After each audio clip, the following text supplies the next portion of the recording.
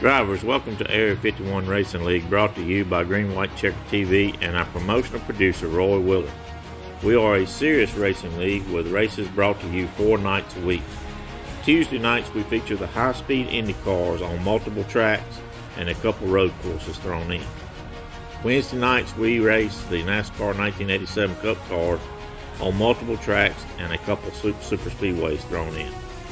Thursday night is our premier series. We race the NASCAR Cup cars following the NASCAR schedule. Sunday nights we race the NASCAR Cup cars on super speedways, alternating between Talladega and Daytona. The Super Speedway Series will be a paid series. It's $25 per person. Weekly payouts will be $15, $10, and $5. Also, the season champion will receive $150. These numbers are contingent on the number of registered drivers and are subject to change. Drivers who don't want to pay the entry fee can still race but will not share the winnings. All race seasons start at 6 p.m. Central Time with 1 hour practice followed by 5-minute qualifying, and then a green flag drops at 7:05. All races will be broadcasted by our partner Green White Checker TV. Area 51 League is a serious racing league who believes every driver should go into every race with his or her top priority being not to wreck their fellow competitor. Failure to abide by the Area 51 vision will result in removal from the league. League entry requirements are Class C 3.0 or higher and an I rating of 900 or higher. To join, visit our racing and look for Area 51 Racing League. We look forward to racing with each and every one of you and making some good friends along the way. See you in Season 5. Thanks.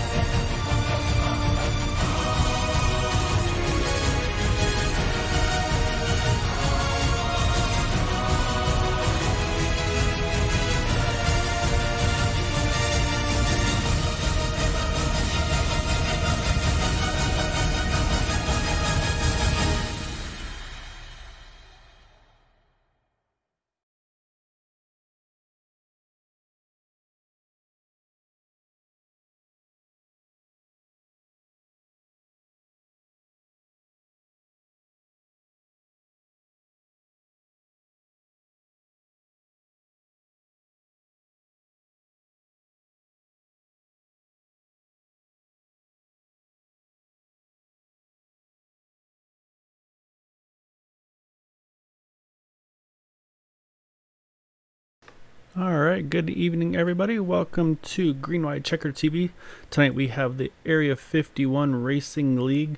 We're going to actually, this is a recruiting series, but however, we're going to be doing our first attempt with the 87 cars to kind of get ready for Season 5.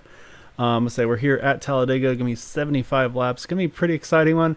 I'm sure a lot of you have already played with these cars, and you kind of see you're going to have to really manhandle them through the track. So it's going to be a lot of fun to watch these drivers try to wrangle these things.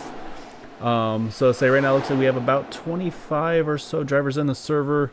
Yeah, I've been watching them try to to wheel these cars, and it's going to be a challenge for these drivers. Let's say they drive like a 1987 car. You would think would say trial is probably the hardest part of the track right now. Backstretch is hard to keep the thing straight too, but it's one of those things where it's probably the hardest I've ever had to drive a car at a plate race, but the most enjoyable as well. So looking forward to it here. Say we've got about a minute left in practice before we get going to qualifying, and then we'll let them make their laps. So I'm going to double check the point standings. I thought there were 12 races in this segment or in the season. I'm showing the season may have already finished. These might just be some fun races here. So we'll go over the point standings on that one before we get going.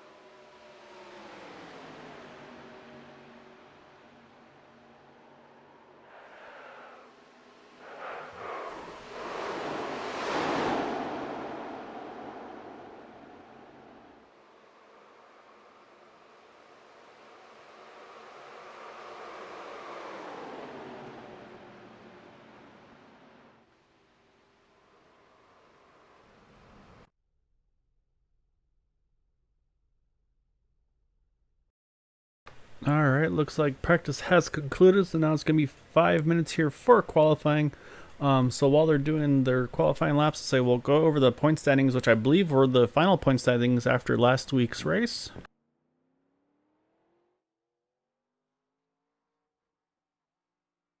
It'd help if I actually gave you the standings and not the schedule.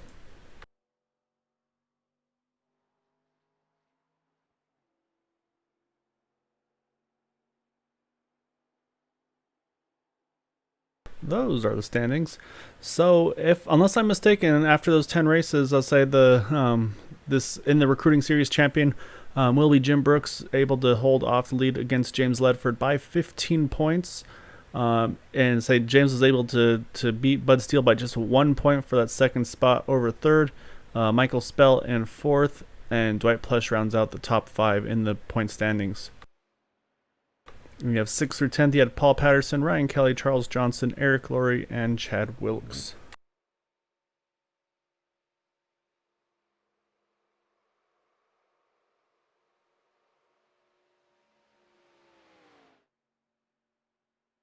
I'm gonna say last week with the Indy cars, I say at I believe it was California Auto Club. I say Eric Schaus able to get the win there with those Indy cars. I say had a really good fight there at the end between I believe it was Charles Johnson and Jim Brooks at the end. He was able to pull it off though. So right now drivers are making their qualifying laps here at Talladega. So got about 3 minutes or so for them to do their laps here. So we'll let them get these laps in here, and then once we get that completed, we'll get things rolling here with these 87 cars at Talladega. Should be a lot of fun tonight.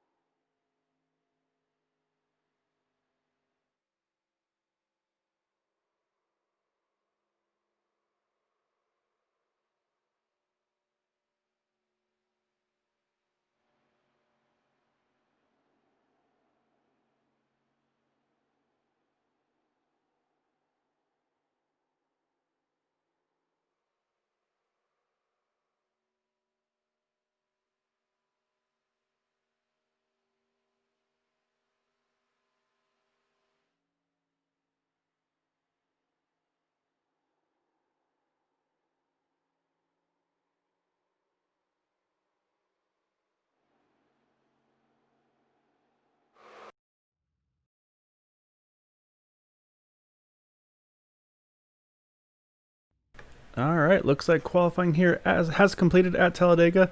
So let's say let me get everything pulled up here so we can go over our starting grid.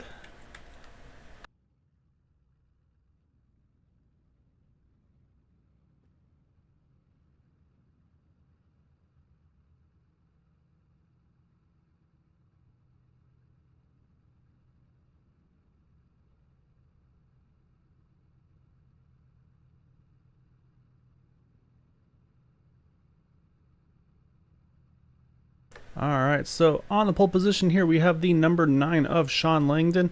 Next to him is the 13 of Ryan Kelly. In row number 2, you have the 76 of Jim Brooks, and fourth, the number 3 of James Ledford. Row number 3 is the 4 of Charles Johnson and the 16 of Eric Laurie. Row number 4 is the 12 of Roy Wheeler and the 88 of Gabe Butler. And then rounding out the top 10, you have the 22 of Mark Rabillis and the 8 of Jude Conrad. Saying we'll go through the remainder of the field that took a lap. It looks like 14 cars qualified. Looks like 15th through 26 went ahead and took a provisional here.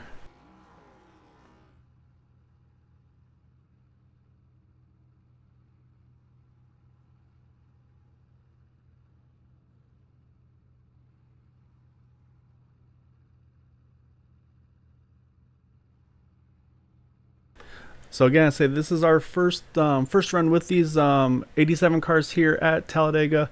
This will be season 5. This will be the normal Wednesday series, so they're kind of getting a test run for these cars. I say it's going to definitely be a big learning curve, I feel like, for these drivers. Again, definitely different feel the way they drive than anything we've done before. However, a ton of fun. So we're going to see what these guys are able to do. We got 75 laps here at Talladega. I'm saying for those that aren't aware, here with Area 51 Racing League, they do have 2 faster pairs, and then they have up to 3 green-white checkers if needed for the finish. I'm saying with the way these cars handle, there's definitely a potential for that.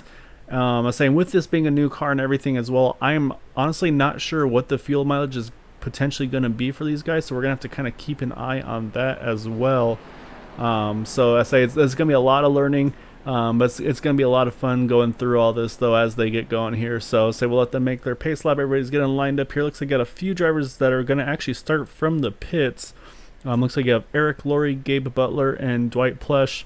We got a few drivers in different car numbers than usual, so I'm going to have to try to get used to those. And I'm sure there's a few drivers still also working on their paint schemes as well to get ready for this season. So a lot of good-looking cars already, though, put together here. So yeah, it's going to be a lot of fun.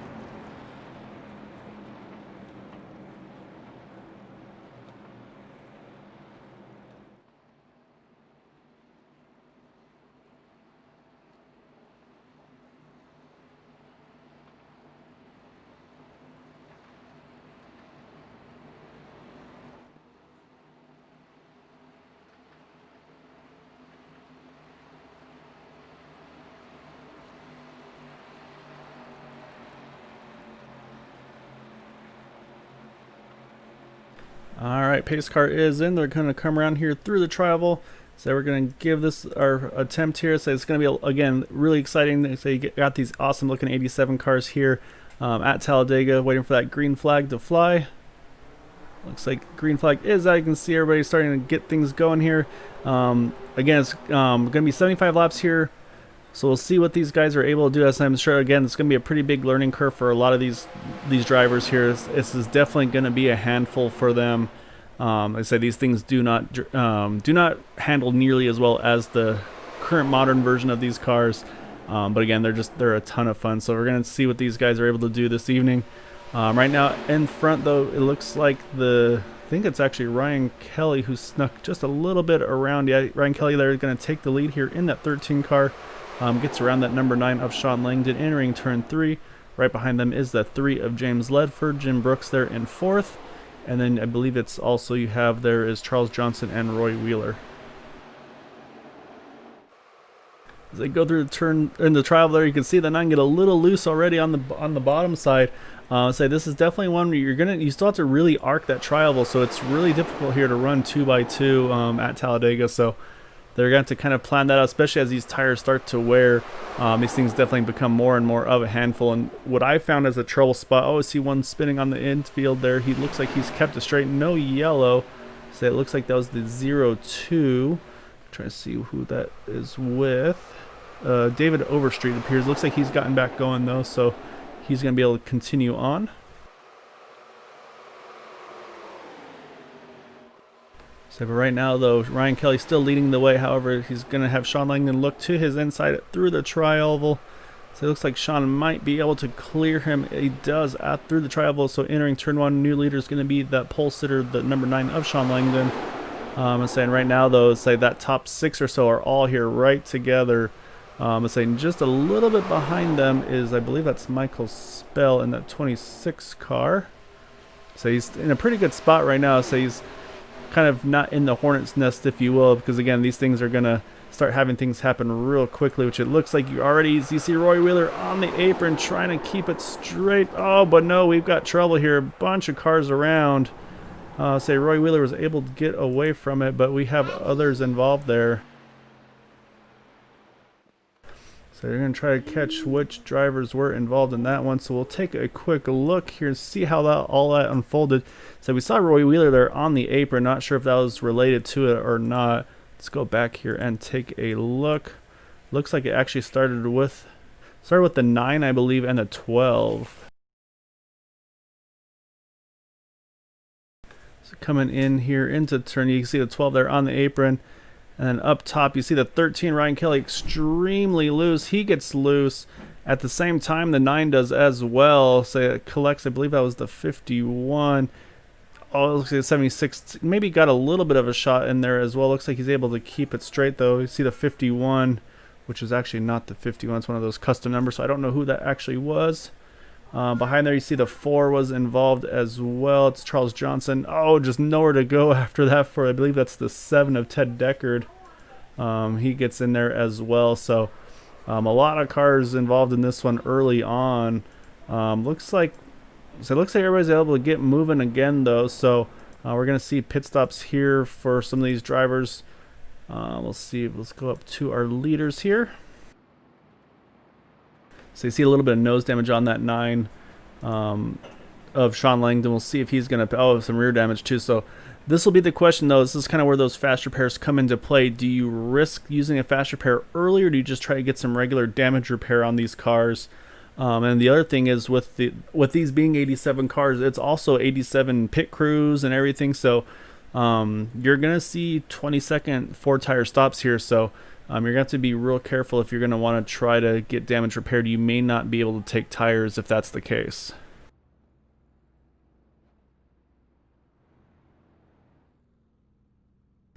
So you can see they're working on the right sides of that 9 and the 76 right now. Looks like the only driver staying out here is the 3 of James Ledford. And it looks like Charles Johnson may have got the wave around or was on the tail end lead lap. I'm not sure. But you can see normally all these cars are out and going by now, but a lot of these guys went ahead and took those 4 tires and fuel. So it's definitely something different to try to get used to with these 87 cars. Looks like about a 20 to 25 second stop for some of these drivers for their tires and fuel. I'm saying tires are going to be a thing here, even at Talladega with these cars. Normally you see everybody just do fuel only.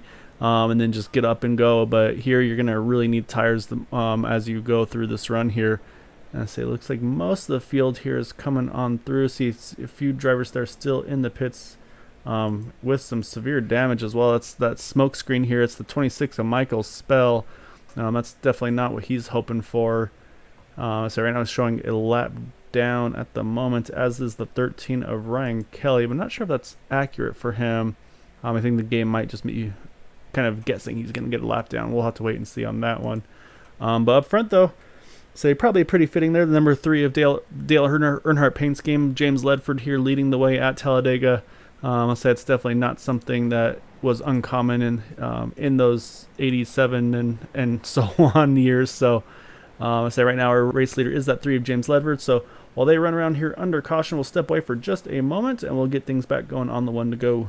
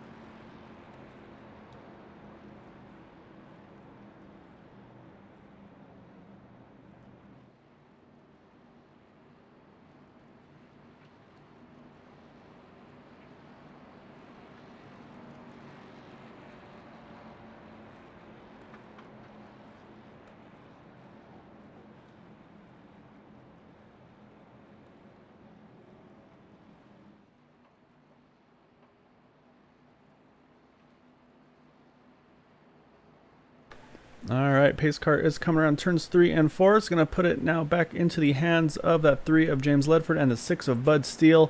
Bud there qualified in the 14th positions up into 2nd. Now it looks like he may have taken fuel only. He's one of the only 7-second pit stops compared to the 20-plus second pit stops for everybody around him. So I will go on a limb and say he does not have a 2020 pit crew in that car. I think he probably just did fuel there to bring him up to the front. So as I say, as they come through the trial over here, it's going to put it back into the hands of our race leaders.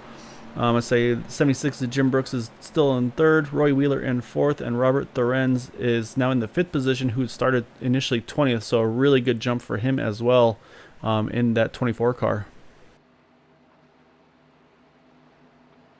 All right, pace car's in. I say wait for that green flag. We're back in the air.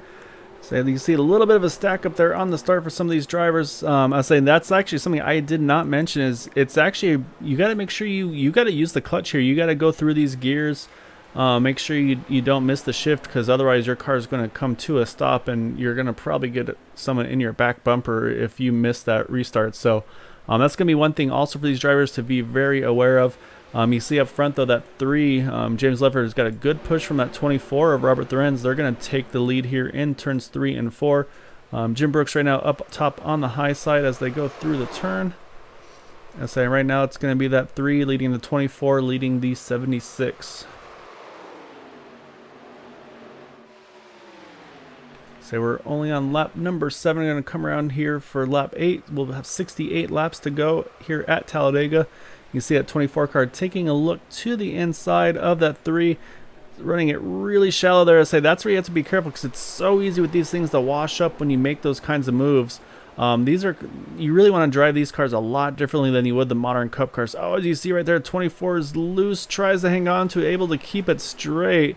Big moment there for that 24 of Robert Thorenz, able to hang on to it though. Saying still right there in contention, drops one spot to third. However, that could have been much, much worse for that 24 car.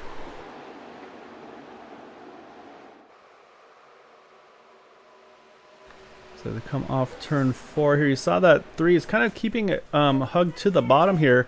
I think that really could open him up for attack. So you can see that 76 is Jim Brooks. He's really kind of taking the full width of the track as you see he goes here through the top side now in turns 1 and 2.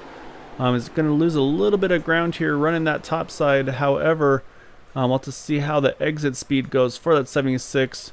Looks like he's got a little bit of momentum, maybe not as much as he was hoping there. You see one down low on the apron, able to keep it straight there as well. But right now, say that field is definitely spreading out as this run continues. So right now, still you have James Ledford leading. Now you have the 24 Robert Lorenz there looking to try to get that second spot back. Jim Brooks in third, and then now right behind them in the 4th and 5th spot, you have the 12 of Roy Wheeler. Oh, as I'm watching these guys, they get so loose there. The trial, you have 13s right there as well. Ryan Kelly, good recovery for him in that 13 car. Say the old school Nintendo NES system paint scheme on that one. It's a really cool looking car. I say I've seen some awesome paint schemes of these that drivers have been able to find and put together themselves. So it's been a lot of fun. Oh, you saw that 3 there get loose on the backstretch, able to gather it back up though. As they come through the backstretch, entering turn 3 this time around. Now you got the 24 of Robert Lorenz leading the way. Say Jim Brooks still kind of running that middle top line here. He's got to be careful of some of these guys. It's really easy for them to slide up on the exit. So I think that may have cost Robert a little bit of momentum there. So we'll see if that opens the door for Jim Brooks here. Oh, big slide there for the 24 again. So that's going to let that 76 of Jim Brooks here take the lead. Ryan Kelly's going to follow him through. Oh, however, you see the 76 of Jim Brooks got loose, caught the 24. And say we got all sorts of cars involved here. This was definitely a big one here. I say just looked like that car just snapped on entry there for him. I say a lot of cars involved. You see they're still spinning around here as they come off of even turn 2. So let's go back and see how that all unfolded there. So we saw it live. It looked like you can even see it from the angle right here already. That 76 car, he's got way too much angle in that turn. I think he just got straight loose entering the turn. So what we can actually do is we can hop on board here. So we'll go up to full speed here. And yeah, you can see on the entry just gets loose there, tries to correct it, but as soon as he gets that apron, just sends it back up to the top. And then from there, he's just along for the ride, trying to keep it straight there. But unfortunately, say there's just so many cars still coming through. And say another thing that we did not mention is these things have terrible brakes. So even if you try to get on the brakes as fast as you can here, good luck getting it stopped. So I'll say we'll go back one more time, see if we can try to catch who all was involved in this one. I'll say we'll go actually with the, well, that's actually too far away. I can't see anything there. So we'll try to check from our chopper view here. So you can see again that 76 there gets down on the apron. Say nothing, unfortunately, Robert Lorenz could do. Just he was in the wrong spot at the wrong time. Pushes him up right into the path of that the 9 car, I should say. You see that 51 and the 3 sneak around the 12 as well. Wow, really close call for that 4. That might actually be one to take a look at on his onboard. But yeah, as you can see, there's still, let's say, so many cars still coming through here. You got the 02 gives a 24 an additional shot. It looks like the 88 may have actually driven underneath him there. But yeah, this was a large incident there, unfortunately. Actually, it looks like the 88 may have caught some damage from that after all. So let's do, yeah, so while that's going on, say we got leaders are in the pits, but I would say I want to take one more look from that 4 car. I believe that's going to be a pretty exciting view to watch here. So I say we'll hop on board with him.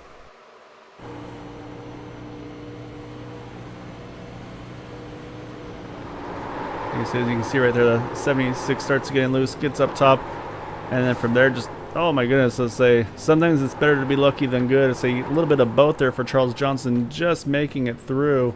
So that's gonna, looks like, try and take a look, may have a little bit of right front damage. Didn't look too bad. A little bit of nose damage, but in the things that could have been way worse there. So while that's all being said and done, I say pit stops are underway here. Looks like right now we have the 44 of Dwight Plesh, I believe, stayed out, as did John Brill in the 25 car. So right now those two are staying out. We'll see if they come in the next time around or not. A lot of drivers here in the pits. Let's say, again, going to be probably a handful of fast repairs already being used. And unfortunately, it looks like we've had our fair share of retirements already as well. It looks like we've already lost Robert Thorenz from that last incident, Mike Wheeler as well in the 42, as well as Andrew Schroeder and Everett Lane. Right now showing 20 cars still on the lead lap. Might actually be 21 once everything cycles through here. So we'll let everybody get gathered back up, kind of take a deep breath and get themselves comfortable again, and we'll get things back going here again on that one to go.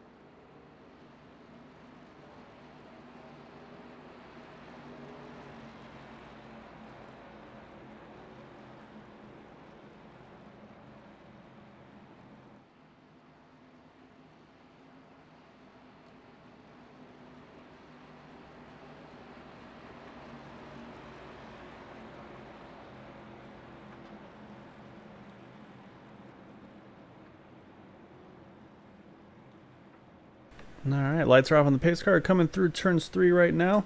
So it looks like that 44 of Dwight Plush decided to stay out here. The only one who decided to stay out there, and we actually do again have 21 cars on the lead lap. Robert Thorenz there got the wave around on that one to go. So we're going to start things off again with Dwight Plush and Charles Johnson on the front row. Next, or behind them, is Roy Wheeler and James Ledford. And then rounding out the third row, we have Robert Richards and Gabe Butler.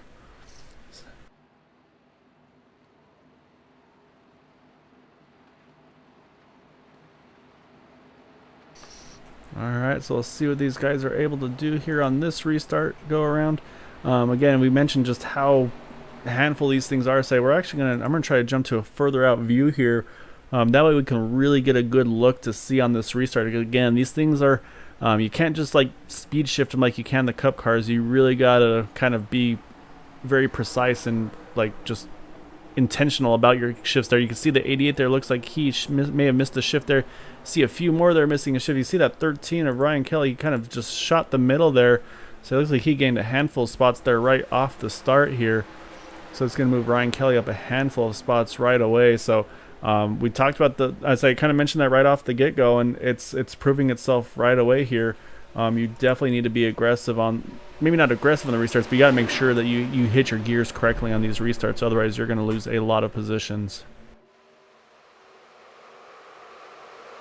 So you're kind of watching that 13 of Ryan Kelly. You can see just how good of a start he got. So had to fall back earlier on that caution. Say it looks like a little bit of connection issues for him. However, he's already right back into that lead group here, looking right in the 6th position, I believe. Trying to see if he can find a way around that 44. Oh, as I said, it looks like caution is back out. So I saw a couple cars. Looks like the 16 is involved. Yeah, he's facing the wrong way on the pit exit. That's Eric Laurie. So we'll see if it looks like we got a few others there. We got the 26 involved as well. Say we got the 51, the 02. So it looks like a handful of cars on this one.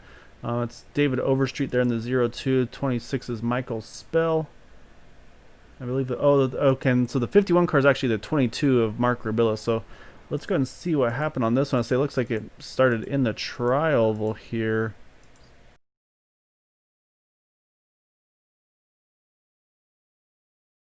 So we'll start here with the 02. Oh yeah, you can already see the 02 up in the wall there through the tri-oval. It looks like it just got too high there on the initial entry there and just wasn't able to chase it back down there, and just hits the wall and just sends him back across the track there. You can see nothing for that 16 he could do there. Just throws him straight into the outside wall. Big shot there for him. I see that 86 as well. He gets involved here. And then from there, unfortunately, just you can see all these guys trying to, again, just try to get stopped. So there's just so little you can do with these cars. David Overstreet goes for a ride. Actually goes on the roof of that 97 car. Also, we'll want to take a look at that one there. So unfortunately, I don't know if it's actually the 97. Oh, there it is. Yeah, it is. That's Jeremy Funk. Let's go take a look on that view, because that's going to be an interesting one, I'm sure, for him.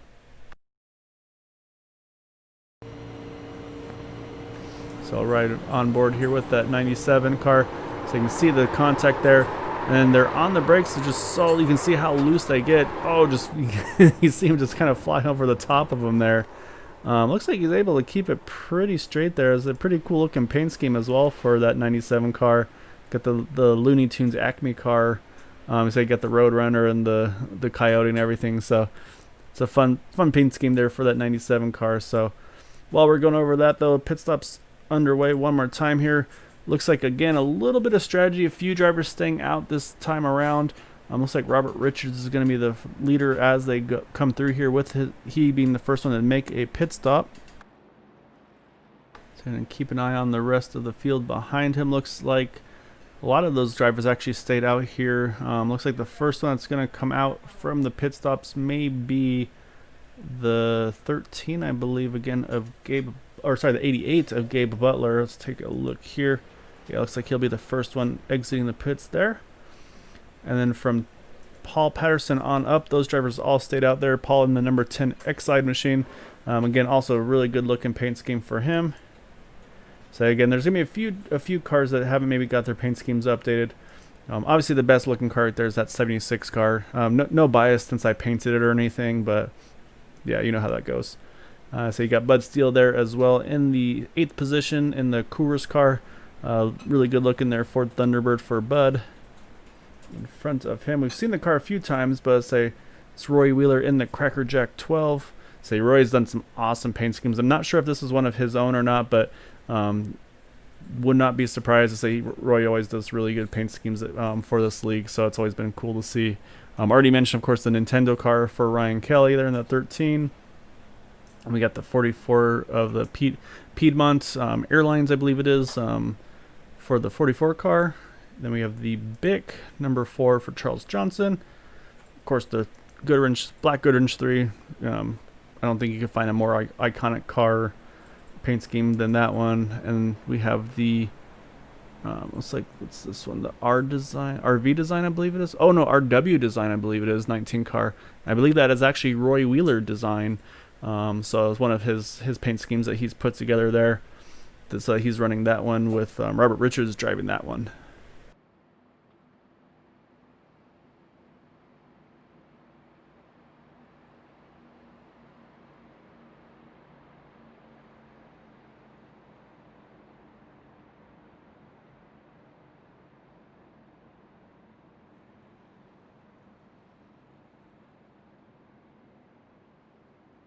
Yeah, so thank you, Tim. I say confirming that is Roy Wheeler's. So I said that 19 card. Again, he does really good work there, so not surprised. So that's that RW design you see with the Adobe on the deck lid there. So lights are off on the pace car. Looks like we lost a few more there under this previous incident. Looks like we've lost now Ted Decker Jr. and Dude Conrad, unfortunately. So it leaves us now, I believe, 18 cars on the lead lap. We'll wait and see if maybe it might be a connection issue for one or the other, and see if they hop back in here.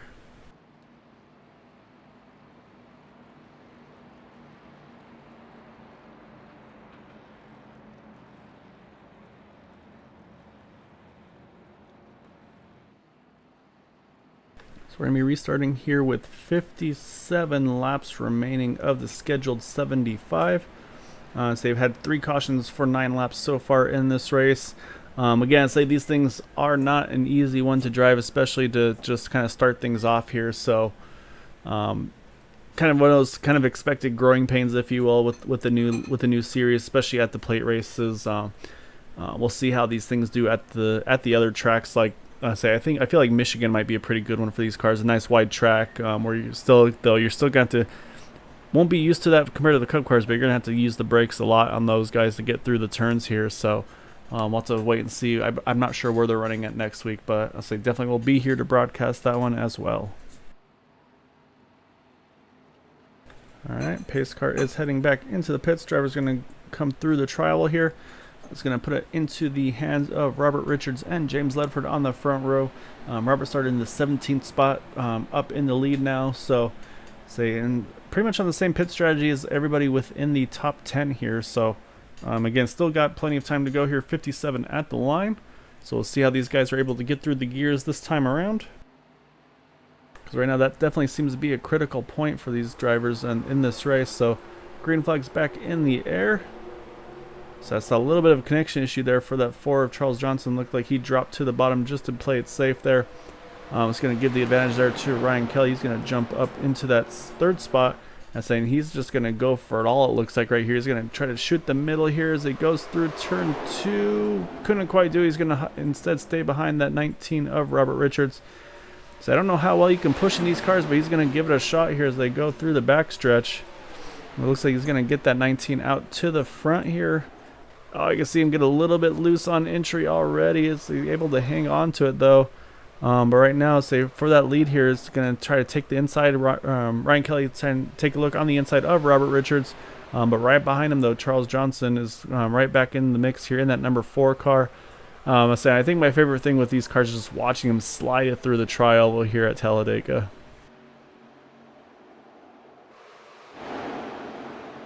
Oh, big wiggle there for Robert Richards. Able to, he's in the wall here. Let's see if he's able to keep it off the wall, or keep it off the wall and send it back down the track. Looks like he's just able to hang on to it there.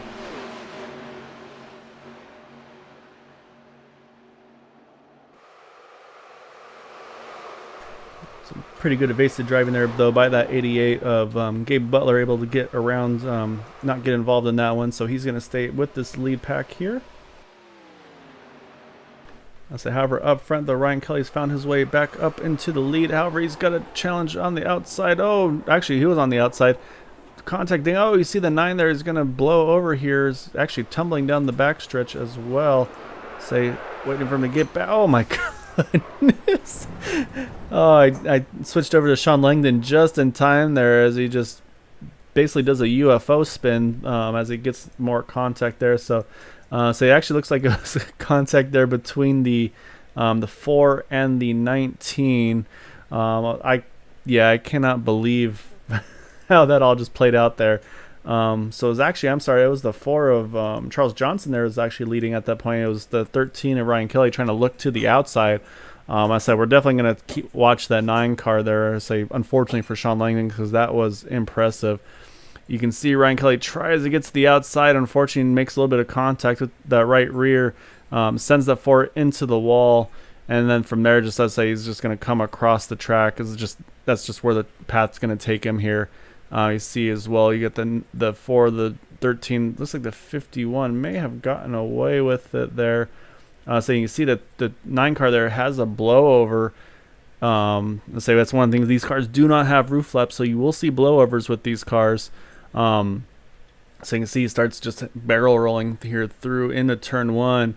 And then unfortunately for one unfortunate driver here, looks like it's going to be Robert Richards and Bud Steele actually. They get into him. And then who's that one? Is that this 80? Oh, it's the 86. And just, I mean, I don't know what to say about that. That's some serious airtime for that number 9 car, Sean Langdon. I'm sure not what he was expecting to see happen. You see that other another Goodwrench car there just drive right underneath him there. But wow, that was exciting there. So however, it looks like we are having more pit stops ongoing here. We'll see who are takers on this go around. Looks like Rory Wheeler's going to be the first one in. Unfortunately, it looks like Sean Langdon did have to take a tow, so he's going to probably be at least one lap down. And with this attrition, we're going to start running short on cars, I believe, too. Looks like, unfortunately, our most recent victim now is the 13 of Ryan Kelly. Looks like he's had to retire from the race as well. See if that 12 made his pit stall. Looks like he overshot it. Nope, he's able to get in cleanly there. So it's going to now have the 88 Gabe Butler. He's going to stay out here and take over the lead. Looks like the only car to stay out there. You see John Brill here behind him. Probably hoping that he was going to pit there to try to take a wave around. We'll keep an eye and see if maybe he decides to come in at the end here. But right now, so you see that 88 stays out. Looks like Bud Steele's going to be the first one out of the pits, followed by David Overstreet. So those will be our top 3 at the moment. And then trying to see if drivers that are a lap or more down. Looks like, I think right now just John Brill is the only car on track that's a lap down. Say the 9, if he comes back on track, he will also be at least one lap down here in that number 9. So we'll have to wait and see for Sean Langdon as well.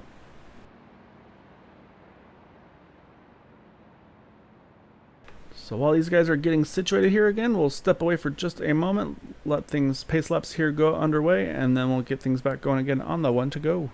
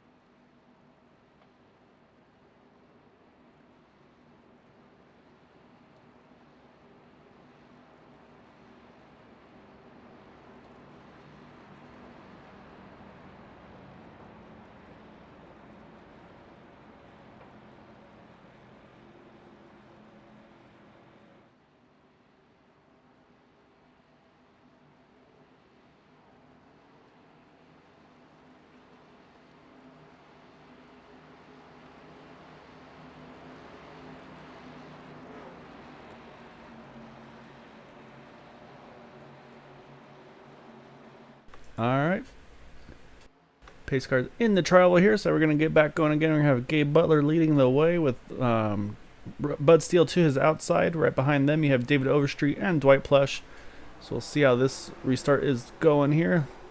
So again, got to make sure they get through the gears. We're going to probably be talking about that a lot. Looks like a little bit better. See one a little bit further back had a bit of a hiccup, but he's able to get going again. But right now, it looks like that 88 car is going to sneak away just a little bit here. But so you can see like right now it looks like about the top 8 are all right here bunched together, and then from there it starts single filing out a little bit. Say a big cut to the inside there by the 6 of Bud Steele. Looks like Bud's going to try to take the lead here through the backstretch. As they enter turn 3 here, he's going to kind of get a bit of an arc as you can see entering the turn. So he's going to be side by side with the 88 of Gabe Butler as they come through turn 4 here. So we talked about how tricky this tri-oval is, especially when you're running 2x2. So we'll see how these guys are able to get through here. See, giving each other a ton of room, although it's a big slide there for the 6. At the line, looks like the 88 was still ahead at the line. So come through, oh my goodness, they're going through turns 1 and 2. These guys are just sliding these things through the turns right now. It's definitely a handful for these drivers here. However, a ton of fun to watch. The other thing is on the backstretch, these things do not track very straight, so you have to be real, I don't know. Oh, as I said, here comes the 88. He's gonna get contact there. Oh, we got another big one here. Bud Steele involved there as well. I see the 12 of Roy Wheeler. It's like the 02 is in that as well. David Overstreet. So you see the 12 just spinning like a top right now, upside down here. Oh, 76 as well. So you're going to have a lot of cars having to take a tow. You can see that 76 try to see if he can get going again. Was not able to. So it's going to take a quick look, see where all this began. It looked like it was a similar situation there. Maybe a little bit of looseness on entry here. Yeah, I can see right there. I don't know if it was maybe a little bit of net code that maybe sent him around. But I also caught the 4 there. Didn't see that initially as well. Wow, the 16 there actually just drove underneath that one. So trying to keep an eye and see. There's just so many cars in this one. It's going to be hard to try to catch all of them. But saying, oh yeah, you see down here on the infield here, a few more drivers there involved. So we mentioned the 4 was in that one. So trying to catch the car number of that one behind him. It's like the 3 as well. Oh, the 26, I believe that might be. Yep, that's the 26 of Michael Spell. So again, a lot of damage to these cars in this one. Again, we're going to see who has faster pairs remaining. That's, like I said, it's going to be coming down to an attrition race, I believe, at this point. So let me actually get these guys back up to speed here. There we go. And we'll see who is able to get the waiver on under this yellow. I think it's going to be between the 9 of Sean Langdon and the 25 of John Brill. However, it looks like everybody's pitting here, so I'm not sure if anybody got the lucky dog on that one, because we have the whole field here pitting. So right now our race leader entering the pits there was the 44 of Dwight Plush. I see the 4 Charles Johnson. Maybe actually Charles may have got the waiver, or actually I think Charles was able to get damaged or get repair fixed and get back out there is actually what happened there for him. Bud Steele showing on the tail end of the lead lap as well, so I think he was able to do the same here. So now we're waiting for drivers to come out through the pits. Looks like that 3 car of James Ledford is going to lead the field out through the pit stops. So right now, still a lot of drivers in the pits, probably getting damage repaired as well. So again, we'll step away for just a moment. We'll let things sort out here, and we'll kind of re-rack these guys, see who's got a car left to make it, to try to make another charge at this thing here. Because again, they do have the 2 faster pairs, but there's a handful of drivers that have probably used one, if not both, already. So just the way these cars are with the Talladega, it's hard to avoid the incidents, even if you're behind them. As we mentioned, these things do not stop very well at all, so I'm sure that plays a big role in this one. So we'll be back here just a little bit once we get the one to go.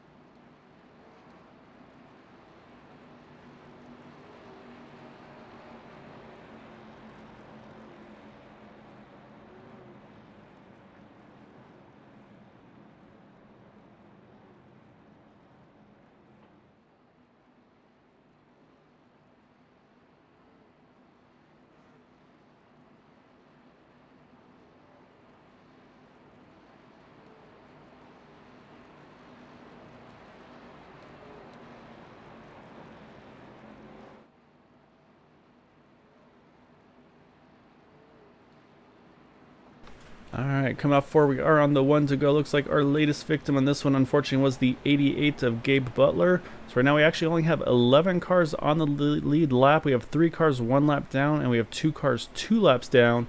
So again, we'll see how these guys are able to kind of navigate things. We're going to restart here with 46 of the scheduled 75 to go.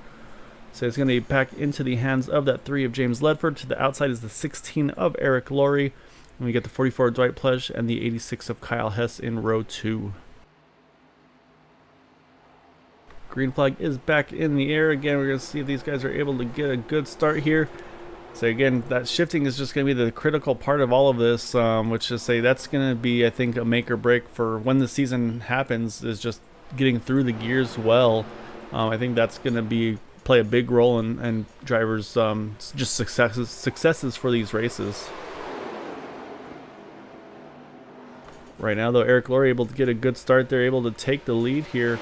So he's able to stretch his legs a little bit through the backstretch. Looks like behind him, Kyle Hess is going to see if he can try to get around that 3 of James Ledford. And not able to do it this time around as they come through 3 and 4. So actually, James Ledford able to get back to the lead in that number 3 car. However, so they still got a challenge there from the 16. You see the 44 of Dwight Plush making a charge back up there, as is the 19 of Robert Richards. So say some of these guys having really good recoveries from having to get that damage repaired and or fast repairs. So I think these guys are going to have to be a little more careful here. As you can see how loose some of these drivers have been getting on the entry, especially in turn 3. It seems to be that's been the trouble spot. As you see, the 86 there caught the wall just a little bit on the exit. Able to keep it pointed straight though, so I think he's going to be able to get away with that one. Just lose a little bit of momentum in spots here, but in the grand scheme of things, I'd say I think he's going to be in pretty good shape. Oh no, as I see in front of him, we have a big wreck again. Looks like the 19 and the 16 were involved. So we'll see if everybody was able to get through that or not. So trying to take a look around here. Looks like the 6 may have been involved one more time there. Let's go ahead and see what happened to those 2. So I think it was probably honestly just another case of getting loose in turns 3. So you'll watch here on the entry. See the 19 and 16 there following each other. And yeah, sure enough, that top side, that 16 again just breaks loose on entry. Looks like he's going to catch that 3 car. James is able to actually just keep it straight. Really good job for that 3 car. But then that the 19 and the 16 though, they're going to definitely go for a ride here. As they both catch the outside wall here. So try to take a look and see if anybody was involved in this one as well. You see that 86 Kyle Hess just sneaking through there. And it looks like the most part, a lot of the field actually is able to get away with it. Oh, you see the 6 there of Bud Steele. He got turned around in the checkup there, it looks like. So a little bit of damage to him in the 6 car, and as well as the 12 of Roy Wheeler there, unfortunately, for those 2. So, but otherwise, I'd say I think that for being a wreck towards the front, I think that was actually as small as you could have hoped for, honestly, on that one. So we'll let these guys get going again here. So we'll see. I'm guessing we'll see some pit stops. So while that's all going on, I'll say it's a pretty quick yellow, so we may not see too much strategy on this one. As I say that, here comes the 3 car. We'll see if anybody joins him in the pits. Looks like it might be a lonely trip for that 3 car, though. Looks like 44 is going to stay out here and take the lead. So once again, we will step away for just a moment, and we'll get things going again once we hit the 1 to go.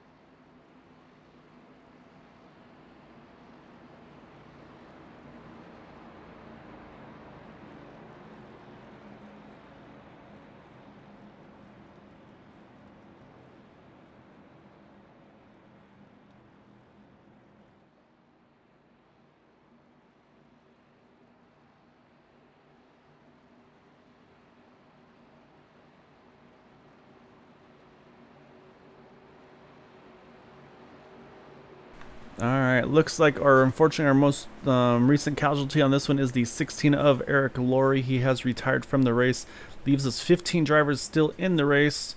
I believe David Overstreet was able to get the free pass on that last time around, so we have 11 cars on the lead lap. And then we have 4 1 or more laps down. So right now the battle for the lucky dog will be between the 12 of Roy Wheeler and the 76 of Jim Brooks. However, say pace car is back off here. Going to restart here with 41 laps to go at Talladega. And say we'll keep an eye on the start again. I say for me, usually I'm just trying to watch the gears, see how they go through the gears here. So we'll keep an eye on the start here. The green flag is out. You see that 44 gets a little bit of a jump there as they get going. Looks like everybody got a pretty smooth start there, so we'll see how they're able to kind of get things rolling. But right now, though, that 44 car is going to go ahead and take the lead here, or keep the lead here, I should say, as they go through turns 1 and 2. You have the 26 of Michael Spell right behind him. The 19 of Robert Richards is in the mix as well. And I'm saying right behind them, you can see that that orange and black car of Kyle Hess is right there in the mix as well. So saying looks like these guys have not settled at all. They're still going to go for it all. As I say that, you see that 26 right on the inside as I say that really close battle between the two of them. Say one thing I was mentioning, which yeah, you're exactly right, Tim. It seems like, as I said, it looks like caution's back out with the 25 and the 80 involved in this one. Big damage looks like for that 80 car of Diego Vasquez. What Tim was mentioning was if you're on the top side, especially if you have a car behind you, it just takes the air off the back of the car, and that's what you're seeing. These cars get so loose, and it seems like every time there's somebody behind them, that's really where it's happening. So take a look, see what happened here between that 80 and the 25. Looks like the 25 actually may have been the one to initially have the spin. It's John Burrell. So we'll take a look here as he comes through the back stretch. Enters turn 3. You can see he's up on the top side. Let's see if it just snaps away from him. Looks like he's going to get too high, actually. Yeah, you can see he's going to get up into that wall. And I think that's just going to send him down the track afterwards. And then I believe, unfortunately for Diego, just nowhere for him to go here. You see Roy Wheeler just barely sneaks through there. So then John gets on that grass, and then from there, unfortunately, just there's no control at this point. So he's just going to slide right back up the track. And just you can see that 80 car of Diego Vasquez, absolutely nowhere for him to go. He takes a hard hit on the outside wall there, sends him around. So he has some motor damage. Obviously, you saw the smoke from that once he got back going. So yeah, pretty bad shot there for that 80 car and the 25. So, however, it's probably going to benefit one of our drivers. You can see Diego's looking good now. Probably use one of those fast repairs. Not sure if his last one or not, but he's going to be back in the mix with things here. So now we're going to see if that 76 or the 12 were able to get who was in front of the other there under the yellow. I believe it looks like it might be the 76 as long as he didn't have any incidents at the time of the caution. So we'll wait and see as they come around here. Not a lot of takers on the pits. Let's say we had just got going there. Let's say we're on lap 36 of 75. We still got 40 to go. So let's say the pace cars are going to come around here. We'll see who gets the lucky dog. And we'll step away again until we get that one to go.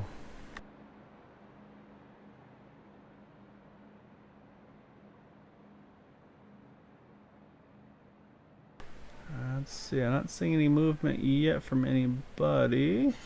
So let's jump around to our lap down cars here. Jump to our 76. There he goes. All right, so that's going to be the 76 of Jim Brooks. He's going to get his lap back, so that's going to give us 12 cars now on the lead lap. So Roy Wheeler, say as an admin, again, he's going to want to stay green. As a competitor, he's going to want one more caution that he's not involved in. That way he can get back onto the lead lap in that number 12 car. And the remainder drivers who are actually showing us 2 laps down at the moment are the 9 of Sean Langdon, who did some pretty serious airtime in that car. He's able to get things going again, though. And then that 25 of John Brill, who was in that most recent incident here in the 25. So I'll say right now our race leader still is that 44 of Dwight Plush. So again, we'll step away for just a moment, and we'll get things sorted again on the one to go.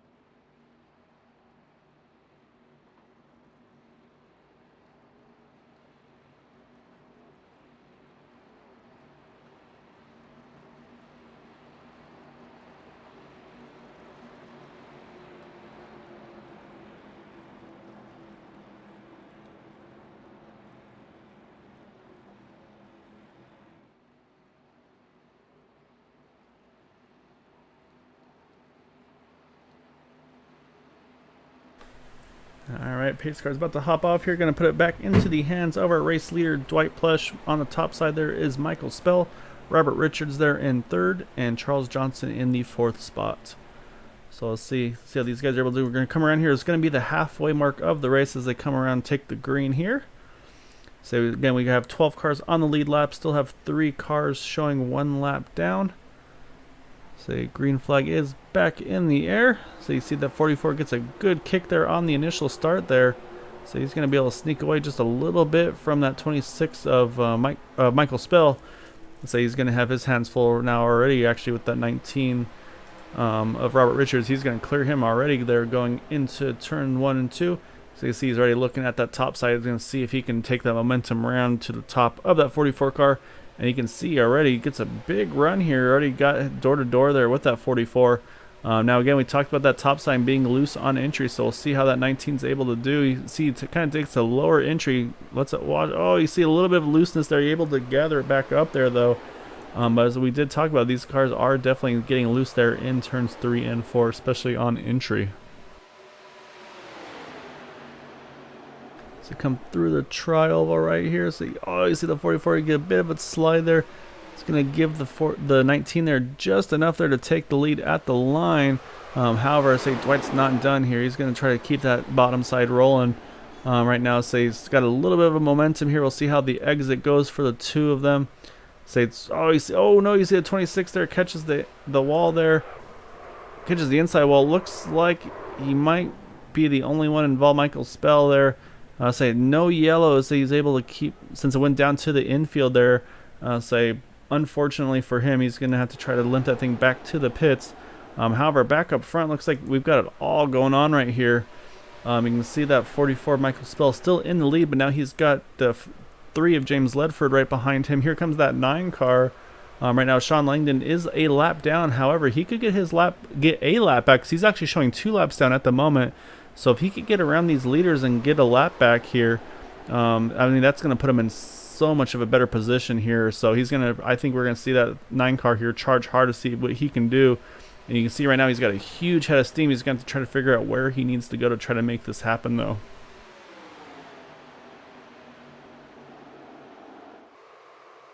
They come through turns 3 and 4 again. Say right now, you can see he's going to cut it to the bottom, see if he can make that late apex. Not able to get the momentum he needs at the moment. So you can see he's got the pace. He's just trying to figure out where he needs to position his car to make it happen. So they go through the tri-oval here. Say right now just to the inside of that 3 of James Ledford. He's going to try to see if he can get around him here going through turns 1 and 2. Right now, so you got the 44 still of Dwight Plush and James Ledford leading the way. As again, I mentioned, that's the 9 of Sean Langdon here, trying to get one of his 2 laps back. Definitely could be critical for his race here. Looks like he's going to jump to the top side right now as they enter turn 3. He's going to have to be careful again not to get loose. You can see you got cars all. Oh, you can see the 44 there catches the apron there. He's going to get loose. Try to hang on to it. Looks like he might get away with it. Really heads up driving there by Dwight Plush there. Able to keep it straight here and actually keep going. Not something you see very often. So I think it's going to shake the lead now back over now to the 19 car, actually, I believe. Robert Richards was actually 4th that last time around, now up to the lead. You see that 9 car, though, of Sean Langdon is now down just 1 lap, tail end of that 1 lap down mark. So he's going to fight hard. Oh, you see a big push there for that 19 car. He's going to use all that momentum, try to get around that 9 car here. Goes to the apron. Oh, you can see he's so loose there. I say again, these things just kind of wander all over that backstretch, so he's going to have to be extremely careful. That's opened up the door now for Charles Johnson to get to that inside here. See if he's able to clear him off of 4. Looks like 19's got the momentum on the exit. So they come through the tri-oval one more time. We're going to come around here with 32 remaining at Talladega. Looks like that 19's able to use that topside momentum, though. It looks like he's going to be able to try to hang on to this lead as they go through turns 1 and 2 here.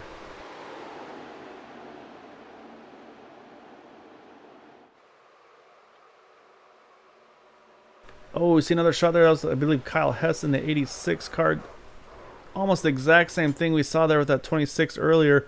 Again, spins to the inside here, so I don't believe that's going to bring a caution out. He's going to try to see if he can spin that car back around.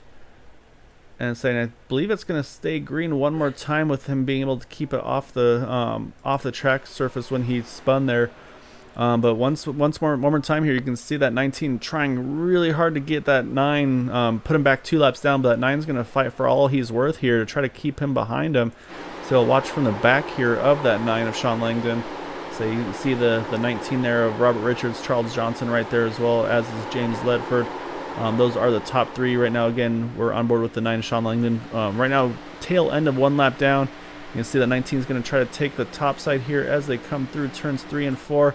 So here comes the 4 of Charles Johnson, looking to see if he can take it 3 wide. Aggressive move there by that 4 of Charles Johnson. He's going to make it happen here.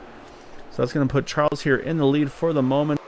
You can see the 3 there of James Ledford able to grab that second spot while they were jockeying for position. However, that 19, he is not done. As you can see, 3 wide through the tribal. They're able to keep it pointed straight there somehow. As we lose up, there he comes back. So he got nervous there. You never want to see the front cars disappear there. Let's say, however, here comes that 19 one more time. Robert Richards able to grab the lead again there. Let's say these cars get huge runs on the exit. You can get just big momentum off these cars. Let's say right now, Robert Richards leading this group is right now entering turn 3 at 213 miles an hour. Saying I'm sure those cars behind him are going even quicker, just to kind of give you a bit of an idea of how fast these guys are going through. But right now these guys are kind of playing leapfrog with me, because I would think first I was saying, oh, okay, it's the 19's leading, and then it's the 4, and so I'm trying to keep up with who's leading when. But it seems like these guys are just able to kind of slingshot around each other right now to keep kind of snagging the lead back from one another. So right now we've got the top 10 all within 2 seconds of each other. I say they got the top 8 all within a second of each other, and you can see, oh my goodness, they are all over each other right here on the backstretch. You have to be careful, try to get it all sorted out here. Try not to get involved in any incidents as they come through. Looks like they're able to keep it clean for the moment, to say, but I'll say there's still no giving these guys. They're not going to lift an inch right now. I say they're still going at it. I say up front though, you still saw that 4. Charles Johnson trying to see if he can hold off that 3 of James Ledford. And again, that 9 as well, Sean Langdon, he has not given up. He's going to run that top side one more time. Grab that, not the lead obviously, but grab the lap, I should say, back. So again, should a yellow come out, he would actually be able to get one of those laps back, which would put him just 1 lap down, which would be huge for his chances to try to challenge again in this race here.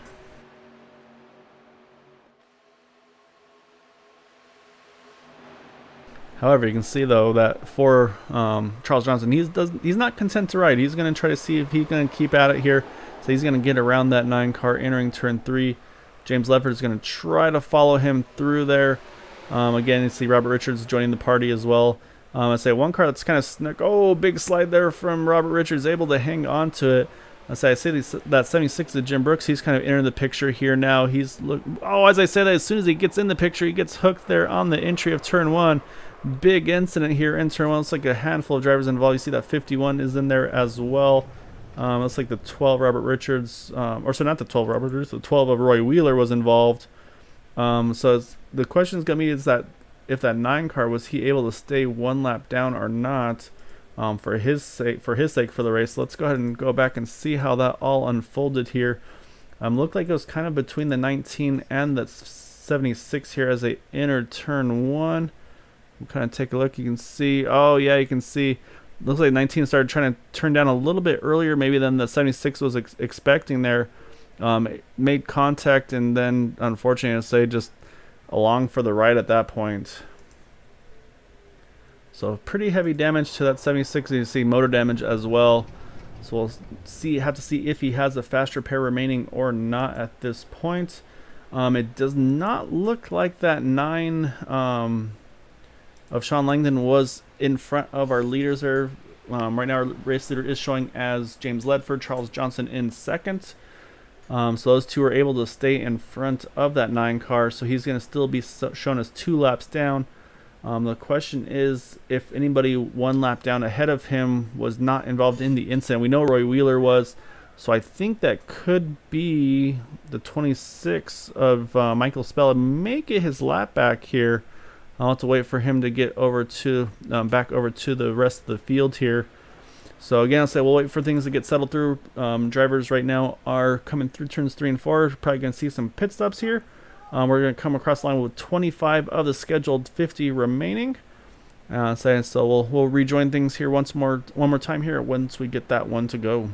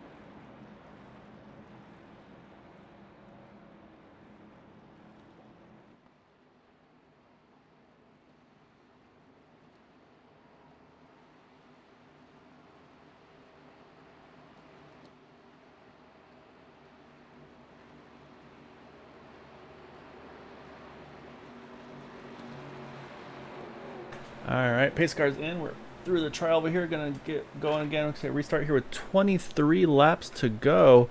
Here at Talladega, still got the 3 of James Ledford leading, Charles Johnson to his outside, then 30 of David Overstreet, and then Robert Richards in the 4th position.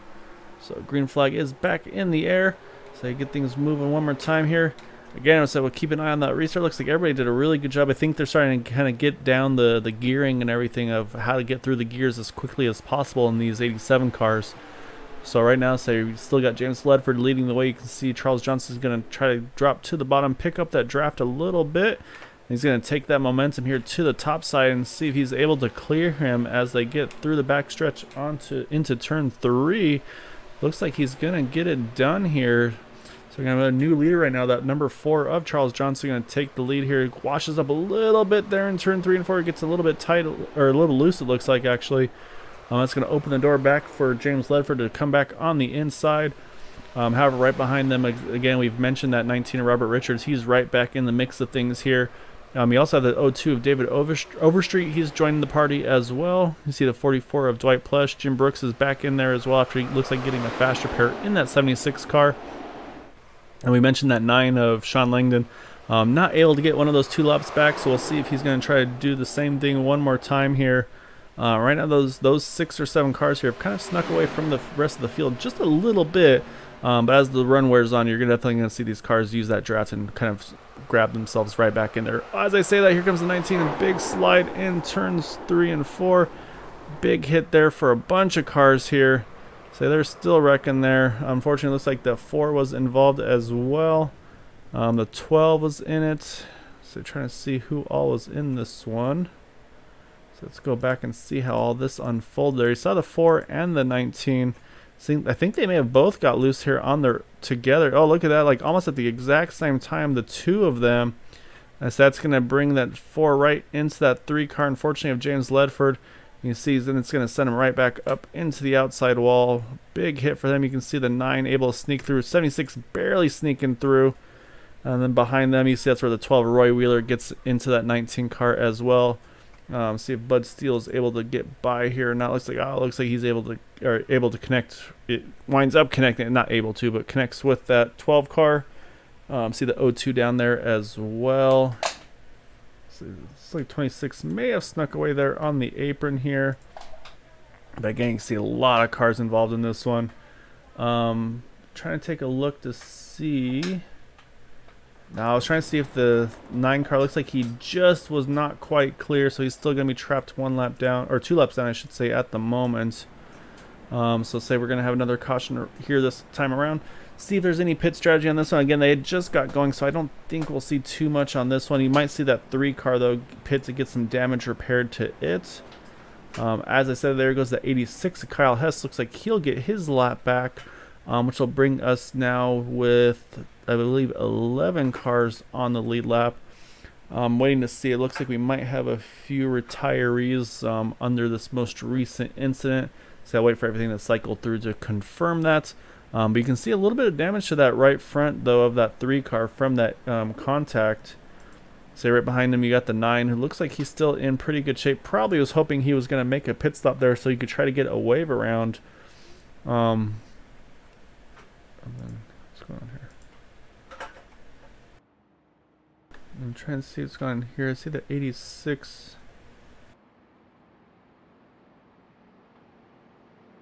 Go around and get the wave around. Maybe I was mixing something up there, but see Kyle Hess going around here at this point right now.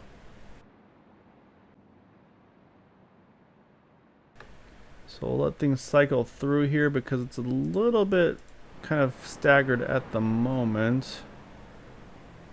So what we'll do here is we'll step away again for just a moment. And we'll let things get sorted out. Try to see who's still in the running. Looks like, unfortunately, I believe Roy Wheeler and Charles Johnson have officially retired from the race. So again, let's say with this new car and everything, it's definitely going to be a steep learning curve for a lot of these drivers. I'd say everybody's got to get used to each other with the way these cars drive. So not obviously.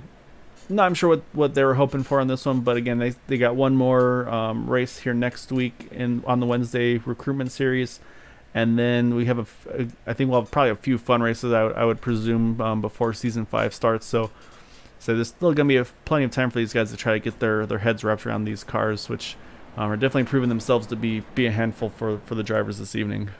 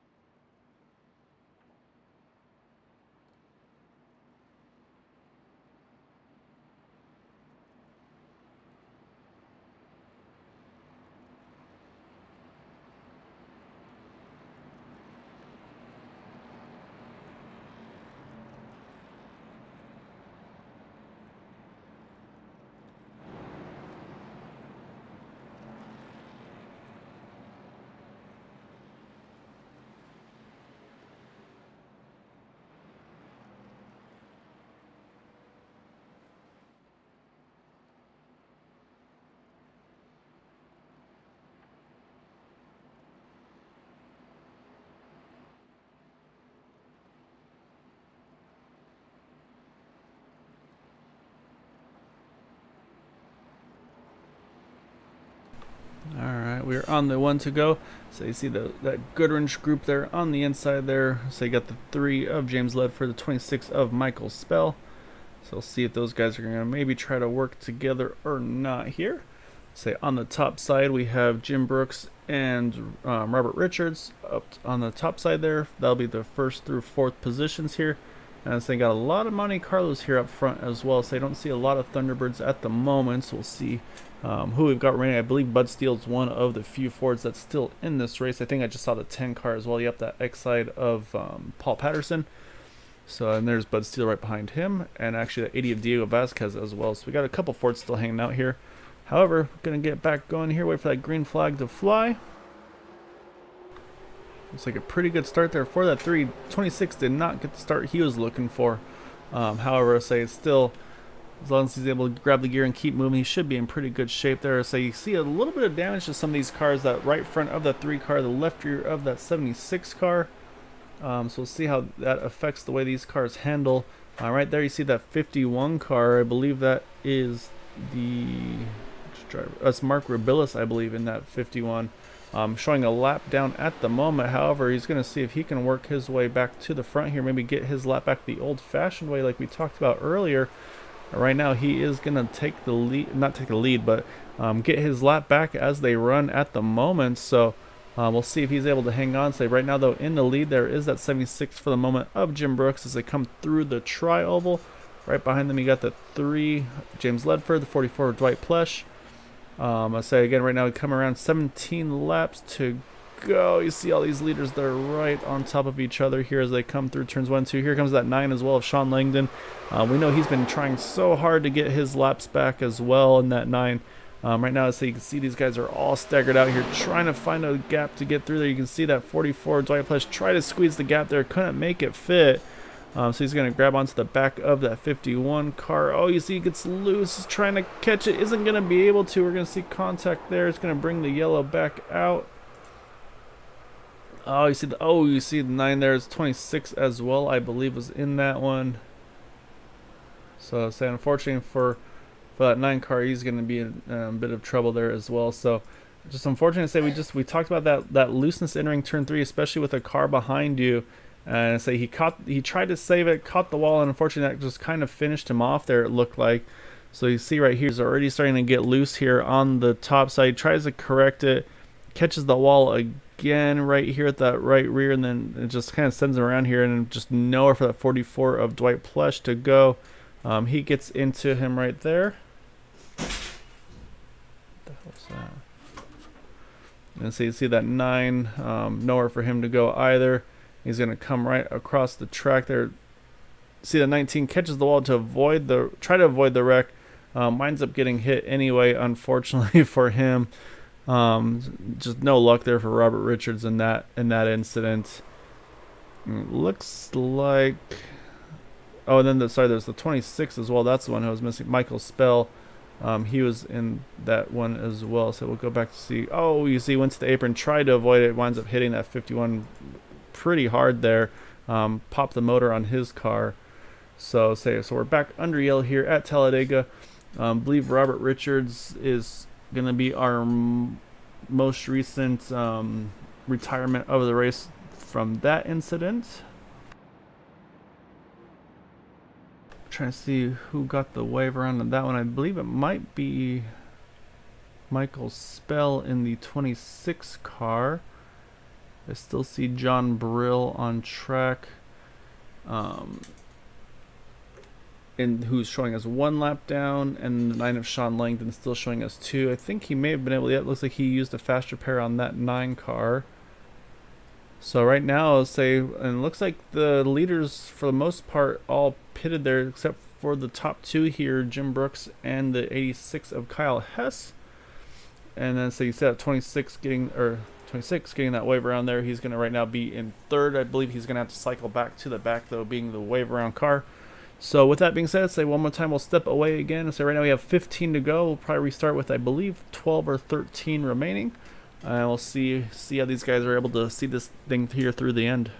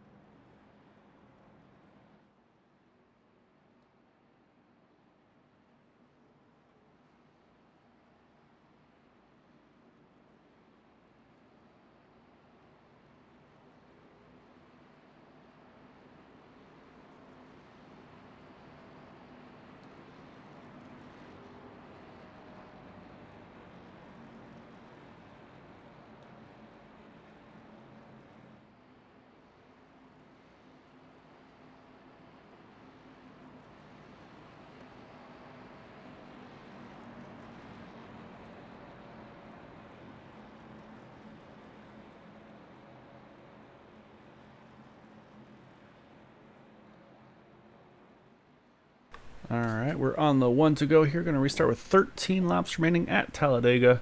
Right now, leading the way is that 76 of Jim Brooks. Kyle Hess to his outside. In third is David Overstreet, and in fourth is Bud Steele. So definitely some rough-looking cars. I'll say I'm not sure who, if any, have any faster pairs left. So say it might be a bit of a survival of the fittest between the remaining cars. Right now, we're showing 10 on the lead lap. Say again, Jim Brooks, Kyle Hess, David Overstreet, Bud Steele, James Ledford, Dwight Plush, Paul Patterson, Michael Spell, Diego Vasquez, and John Brill are all on the lead lap. And now actually the battle for the Lucky Dog is going to be between Sean Langdon and Mark Rebellis, both showing as 2 laps down.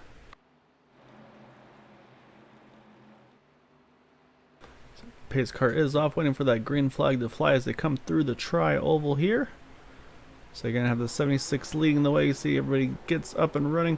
See if 76 kind of pushes up a bunch there through the start there. So you're able to get it back in line. However, you see that 0-2 right off the bat. David Overstreet tries to take advantage. Couldn't quite do it. Looks like kind of got the door shut on him there. However, though, that looks like Kyle Hess is going to come around with the lead here as they come through turn 2.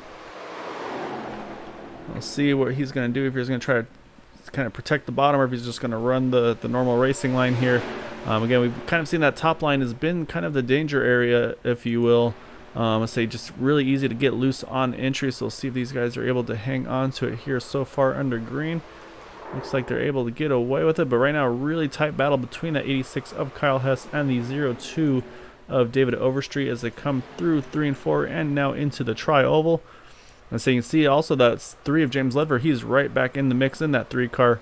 He's going to see if he can make a battle here for a position as well.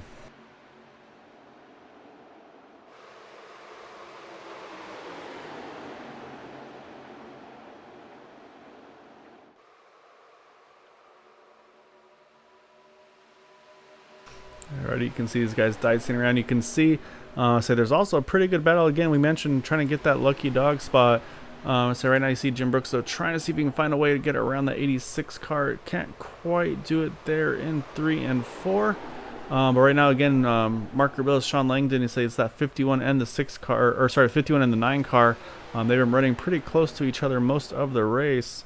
But right now, say still got the 86 Kyle Hess leading the way here.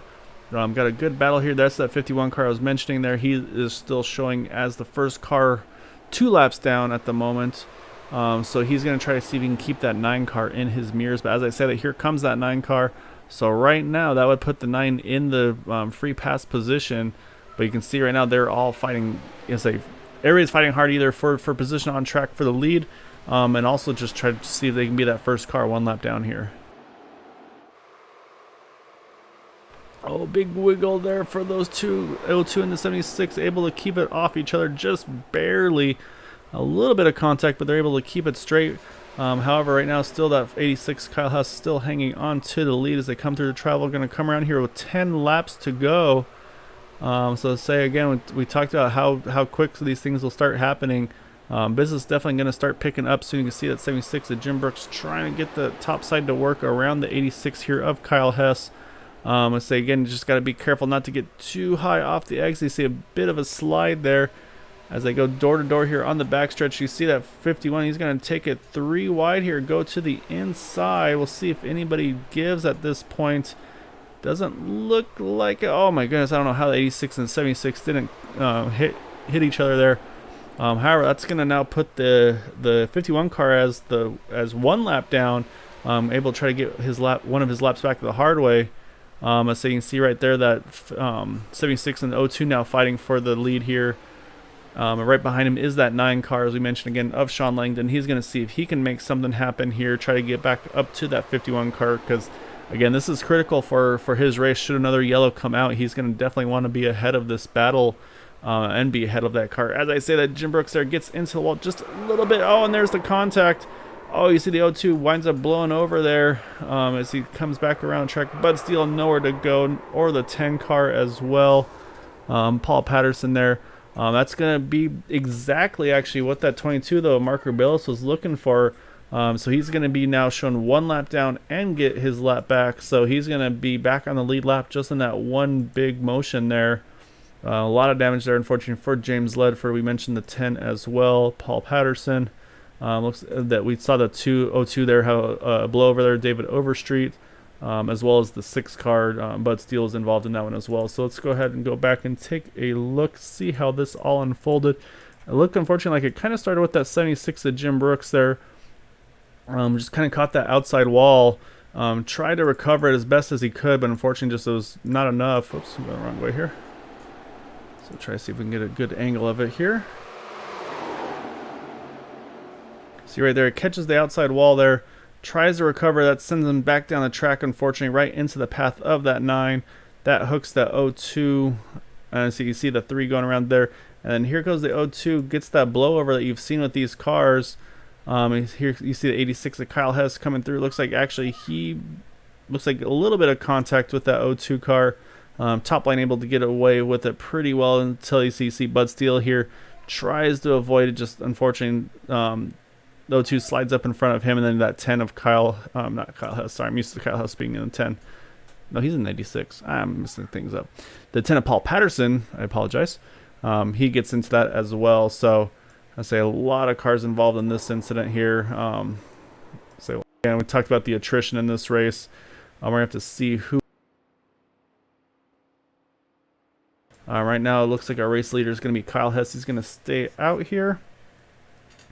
Right now, we're at 8 to go. Going to come around here for 7 laps to go.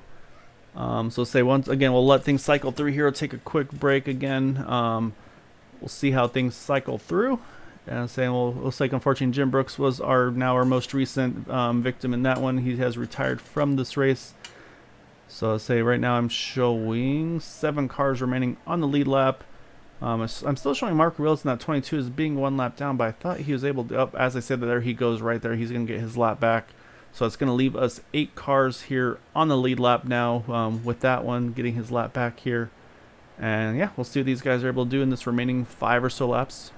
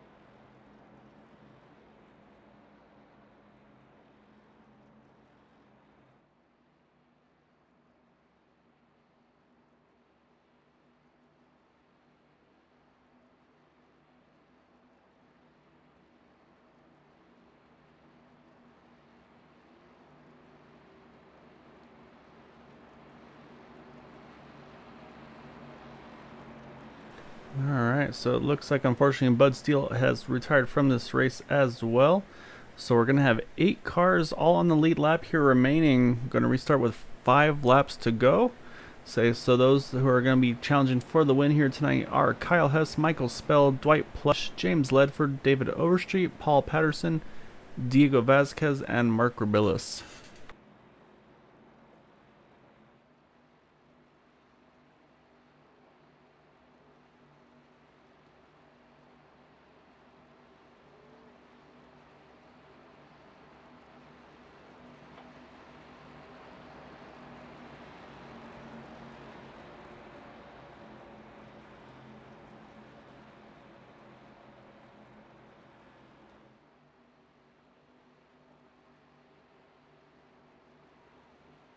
I see a couple clean looking cars in the back there, maybe some faster pairs in use there. So I definitely saw the 10 and the 80 looked pretty clean from the front there.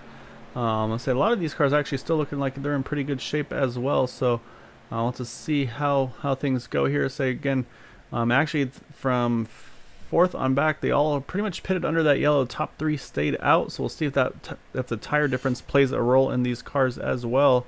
So we get the green flag back in the air. So you see that 26 and the 86 here on the front row. Again, Kyle Hess gets a really good restart there, and it looks like he's been doing a really good job here getting through the gears. So right now, say Kyle Hess is going to take the lead entering turns 1 and 2. On the inside, here comes Dwight Plush. He's going to jump to the inside of that 26 of Michael Spell. So put him up into the 2nd position, and now this is where the draft is going to really start kicking in here. As you see right there, a big wiggle there from that 44 as he goes to the top side. So right now, you see the battle between these top 3 here as they enter turn 3, almost 3 wide. Gotta be careful here, guys. It's like Michael's able to hang on to it, or sorry, no, not Michael. Dwight's able to hang on to it there. As they come through turns 3 and 4 down into the trial one more time. You got the 0-2 now on the inside. That's David Overstreet. Restarted 5th as it gets big loose on the inside there. Kyle Hess gonna just hang on to the lead there as they come through the stripe. 4 laps remaining here at Talladega. So right now you got those top 5 or so spread out just a little bit. Diego Vasquez still in a really good spot there. So it looks like Michael Spell and Paul Patterson are going to need to try to chase their way back up to this group here. But right now up front again, so you see that 02 and the 86 right now going side by side as they come into turn 3. So again, we'll see these guys get really loose on the entry, able to hang on to it pretty well as they come around here. Going to come around to 3 laps remaining. So here at Talladega, looks like Kyle Hess is still able to hang on to that lead as they come through the line. Or come to the trial, I should say, because they're coming through the line here. Right now, you can see right there that here comes that 51 car. We just talked about Mark Rabillis getting his lap back, or 2 laps back in one shot there. So he's going to try to make a challenge here. You see that 02 gets loose, able to keep it straight there. Dwight does a good job staying off his bumper as well. Let him gather it back up. He's still kind of bouncing off the wall.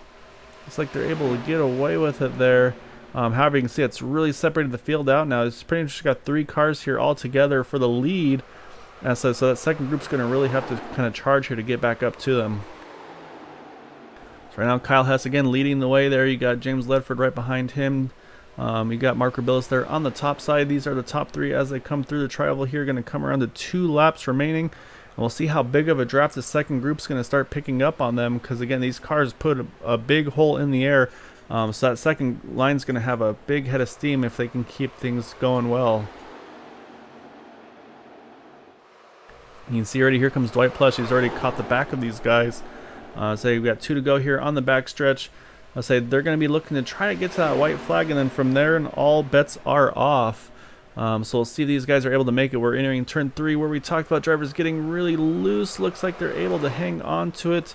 On that top side, though, here comes Mark Rabillis getting a good momentum here on the exit.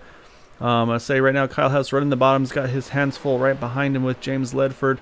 So he's going to come through the trial here, see if we can get to that white flag, and then from there, these guys are going to run to the checkered. We're able to get to it, so we got 1 to go here at Talladega with these 87 cars. Again, this is our first race of these, testing these guys out for the recruit race for next season and season 5. So we'll see who's able to pull off this win, because you can see the whole field starting to gather right back up into the mix of this one. So right now, Kyle Hess still able to hang on to that lead. However, again, you can still see right now you got the 3 of James Ledford right in there. Diego Vasquez making a big charge here through turns 3 and 4. We're going to see if he can make something happen. Behind him, you can see as well as that 26 of Michael Spell. But they come through the line unless there's a big run here from that 3 car. Looks like Kyle Hess may be able to hang on to as they slide through turns 3 and 4. Big run for the 3. I think he actually got it there. I think that's going to be James Ledford snagging the win there right at the last moment. Coming across the start-finish line, a huge move through the tri-oval there. I wasn't sure if he's going to be able to get there, but he's able to get it done. That's going to give James Ledford the win here at Talladega. Kyle Hess in second. Michael Spell is going to finish third. But let's take a look at the line here. Look how close it was. Let's say, well, we'll go back and watch how he was able to do this here in that 3 car. So you can see as he moves to the top there, and you see a big slide from the 87 Kyle Hess. And I'm saying they start coming across the line right here. You see all the momentum right now with that 3, able to keep it off the wall. Really just outstanding driving by James there. So you can see that momentum starting to shift, and then again keep it off each other and keep it off the wall as they come across the line here. Just by a nose there, you got the 3 over the 86 car. Really, really exciting finish to the race here at Talladega with these 87 cars. So I say our top 3 are going to be James Ledford, Kyle Hess, and Michael Spell. Rounding out the top 5 was Diego Vasquez and Dwight Plesh. And then rounding out through the field there was Paul Patterson, Mark Rubilis, David Overstreet were the remaining 8.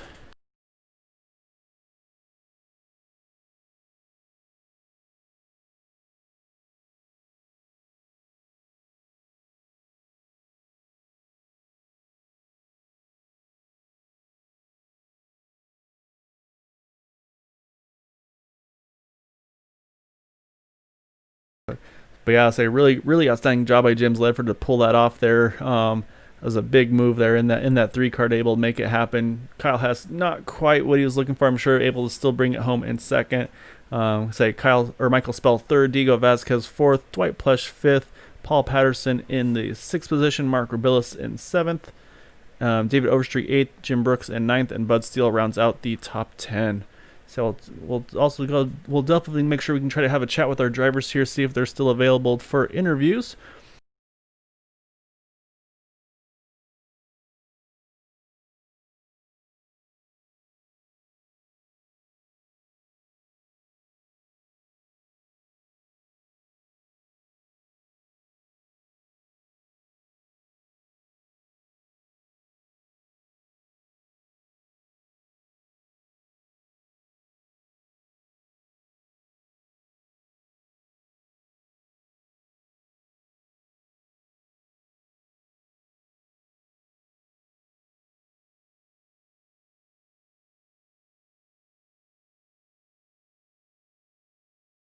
Especially between those top 2.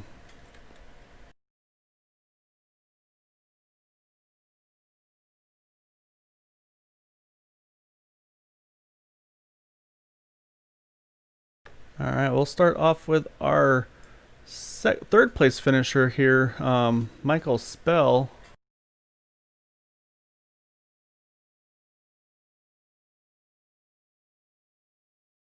So I pull Michael in here.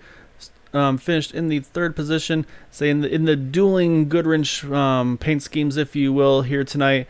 Man, these things were a handful. So I don't know, maybe if it was just the car itself, or maybe the setup maybe wasn't kind of cooperating with you guys as well as you would have hoped for. I mean, I say it's one of those things you got obviously work out some of the bugs for it, but man, I mean, what a finisher at the end. That was an exciting run.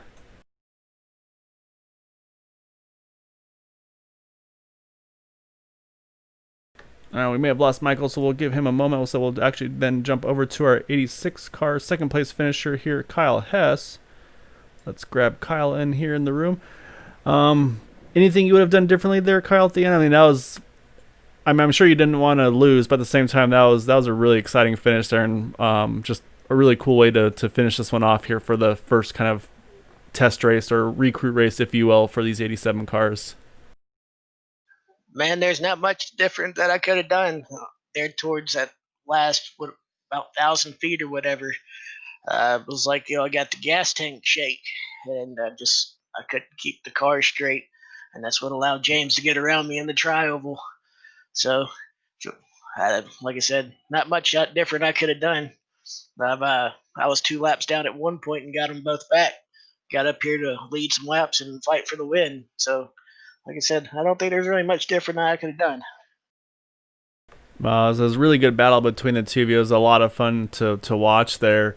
But I mean, take us through the car and everything. I mean, obviously these things drive way different than anything we're used to.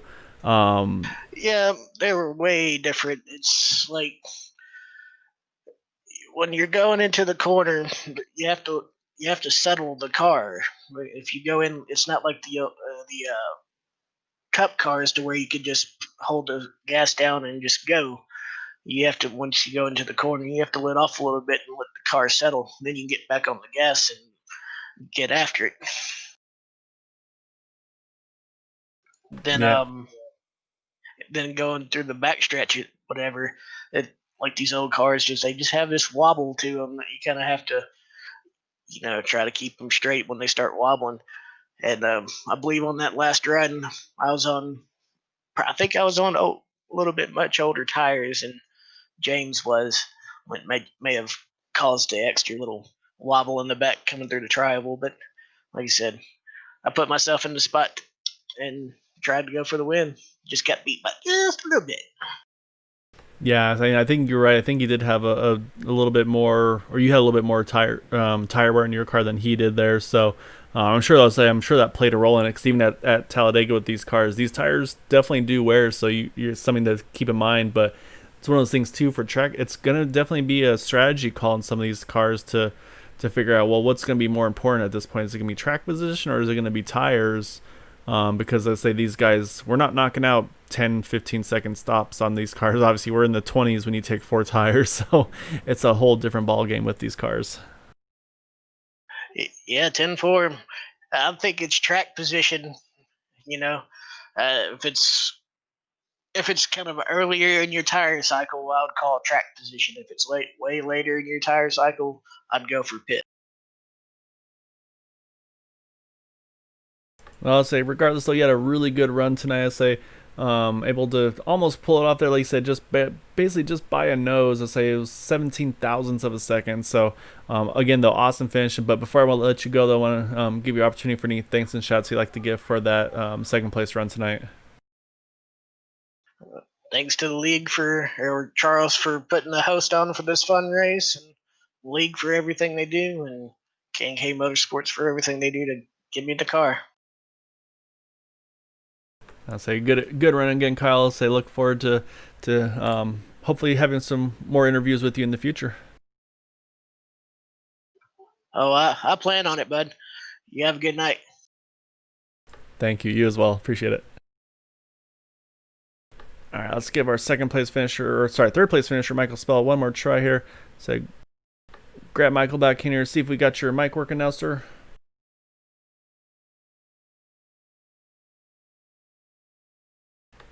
Unfortunately, I say still not hearing anything from Michael. Well, there you are. There you are. I got you. I had you before, but I was playing the broadcast too, so it was a little confusing. I'll say I was gonna make sure we get another opportunity there. So, say able to pull home a third place finisher. Say you got your Goodwrench like doppelganger, if you will. They're able to sneak away the win there. But I say you same thing. I mean, you had to do some recovery driving yourself to get yourself back into contention there. Yeah, I got a lap down twice, and lucky enough to get them both back. That was fun. It was fun at the finish there. I thought maybe James and Kyle might get together there, and I might be able to steal a win. But Yeah, so yeah, I was the same thing as when I saw how loose they were getting through the trial. I mean, it was obviously all race. Everybody was getting loose, especially there, and then turn 3 it seemed to be the two real big trouble points. But yeah, I was kind of thinking the same thing. I was like, I don't know, they might see someone sneak in there if they make contact. But yeah, I mean, a really good run for you, able to pull back through with that.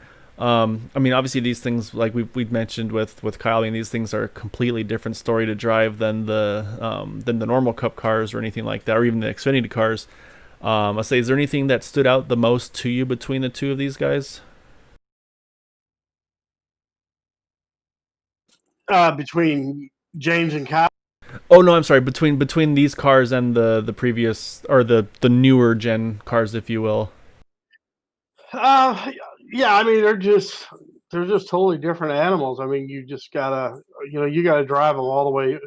Every corner is just treacherous. You don't know, especially when you're in a pack. You don't know what's going to happen, but you just gotta um, you just got to get in the corner and get off the gas a little bit. If you can get off the gas, just right going into the corner, it'll settle, and you can go full speed and just hold the wheel in one position all the way through the corner, and then on the exit, especially when your tires get a little bit older, it starts pushing up. So you just got to kind of judge how much it's going to push up. And I'm sure you saw earlier, one time I misjudged that and slammed the wall, and that was one of my laps I got down. But yeah, they're a handful, and even through the trial, it wants to push up, and you get loose going up towards the wall too. So it's a handful, but they're a lot of fun. That was the most fun I've had in a race in a long time. James and Kyle and Dwight and Robbie and I all raced on the same team, and we were all up front there for quite a while. So that was fun.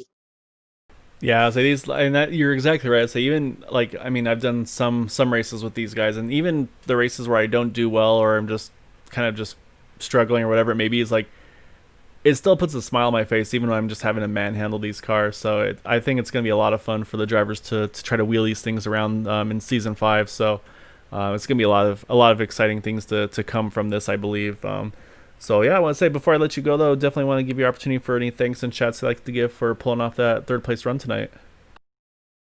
Yeah, just Area 51. I mean, we do a lot of work behind the scenes to make this happen. So I'm glad we've lasted this long, and I hope we'll last for a lot more seasons to come. And I want to give a shout out to my dad. I know he was going to try to watch tonight, so hopefully he was watching. And I want to tell him I used a little bit of his advice. He was a pilot, and he told me in flying, we always taught our students to have a real light touch on the wheel, just don't grip it real hard. And I've been kind of trying to incorporate some of that, and I incorporated it tonight. It definitely helps.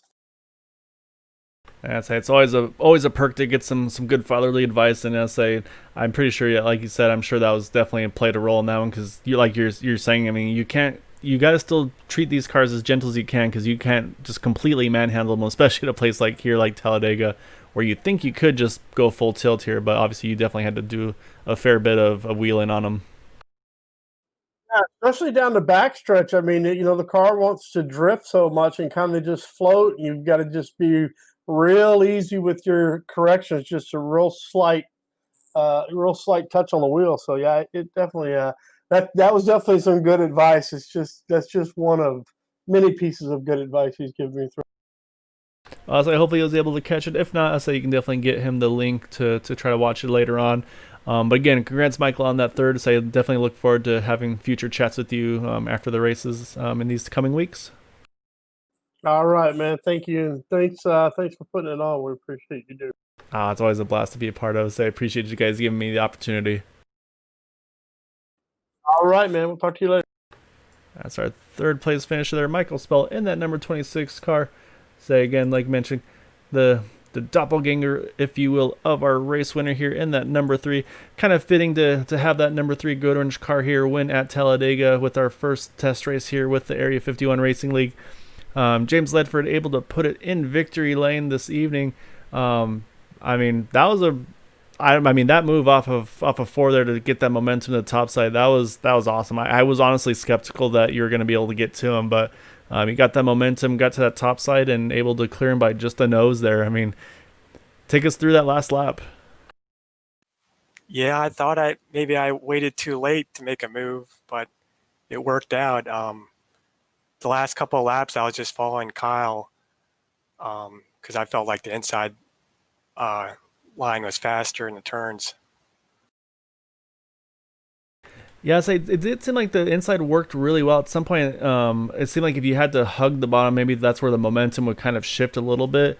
But like you said, though, I mean, you're able to make it work. And saying, I mean, I'm sure you can kind of attest to this. These things, they draft big here at Talladega. Like they're kind of just giant bricks with a ton of horsepower. So I'll say these. I mean, on the driver's seat, I mean, what do you feel like? Do you feel that draft in these cars when you're chasing somebody down? Yeah, you can really feel the draft, and to me, it kind of feels like the COT Cup car as far as how it handles. Like really loose and coming off the corners. Now, so it was a lot of fun to watch, and say you were pretty much up front most of the race. To say a few times you had to kind of work your way back up there, but it didn't take you too long. You'd find your way back up. Was that kind of the game plan? Was to try to stay up front to try to stay out of the trouble? Because I mean, it seemed like obviously the trouble spot was turn 3, the entry of there, where you get really loose on entry. But yeah, I mean, like I said, it seemed like you were up front most of the evening. Was that kind of your mindset? I guess I would. Yeah, that was my strategy. Like at the beginning of the race, was to try to stay up front because I knew there's going to be a lot of big wrecks, and I didn't want to get caught up in them. So, did you have any fast repairs remaining, or did you have what you had? I used my last fast repair on that last wreck. I think where my car flipped over. Well, say you timed it well then, so you're able to have what you needed at the end. Let's say pulled off the win here tonight at Talladega. Let's say it was a really exciting finish between you and Kyle there at the end. Definitely want to give you opportunity. Thanks and shouts you'd like to give for getting that win this evening. Shout out to Area 51 and to you for putting on the races. And I'm really looking forward to the new season in these cars. Yeah, I am as well. I think it's going to be a lot of fun. I mean, I'm sure there's going to be a little bit of kinks to be worked out with setups and things of that nature, and just honestly, drivers just getting their head wrapped around these cars because obviously completely different feel than anything we're used to with either open wheel cars or the just normal stock cars. So yeah, I think it's going to be a lot of fun to be a part of this upcoming season. Yeah, for sure. All right, well, congrats again on the win, James. Let's say hope you enjoy it. Definitely look forward to having opportunities here and chatting with you in future races. But for tonight, say definitely enjoy this one, and say look forward to having more opportunities to chat with you soon. All right, thanks, Kyle. All right, that's our race winner there, James Ledford, in the number 3 Goodwrench car. Again, really fitting way to kind of kick things off here with the 87 cars, get things ready for Season 5. So again, want to congratulate James Ledford, Kyle Hess, and Michael Spell on their top 3 finishes. Again, as we mentioned, the remainder of the lead lap was in 4th place, Diego Vasquez, Dwight Plush in 5th, Paul Patterson in 6th, Mark Rebillis in 7th, and then David Overstreet rounds out the 8th position. And unfortunately, from 9th on back, all wound up retiring from the race with damage. However, Jim Brooks and Bud Steele rounded out the top 10 here this evening at Talladega. So yeah, so I hope you guys enjoy the race. It was a lot of fun to be a part of. These cars are definitely going to put on a show. I think it's going to be a lot of fun. Saw some exciting moments there with the finish, and then some crazy crashes with you had a blow over there with the 0-2 at one point. And we had the 9 that just pretty much spun like a top about 50 feet up in the air. So definitely some craziness that was going on this evening at Talladega. But when it was all said and done, though, that 3 of James Ledford able to bring it home tonight at Talladega. So again, if you're looking at joining the league, if you want to run these cars, definitely take a look at Area 51 Racing League.